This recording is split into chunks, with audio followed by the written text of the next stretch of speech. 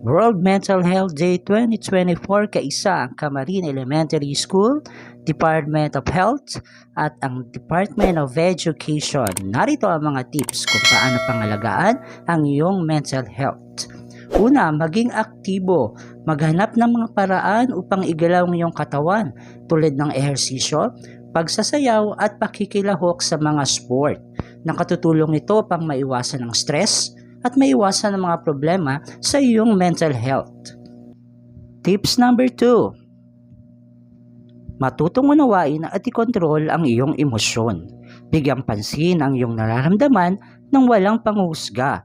Maging mabait at mapagpasensya sa ating sarili. Tips number 3. Kausapin ang iyong pinagkakatiwalaan. Maituturing na pakikipag-usap sa iyong mga pinagkakatiwalaan ay makakapagbahagi ka ng iyong nararamdaman, ganun din may ibabahagi mo ang iyong may hirap na pinagdaraanan upang mawala at mapagaan ang iyong pakiramdam.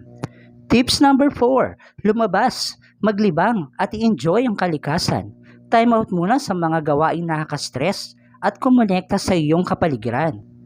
Mayroon itong calming at healing effect sa kalikasan. Ito ay nakakatulong upang mapabuti ang iyong mental health. Ilan lamang ito sa mga tips upang mapabuti ang ating mental health. Happy World Mental Health 2024! It is time to prioritize mental health in our workplace.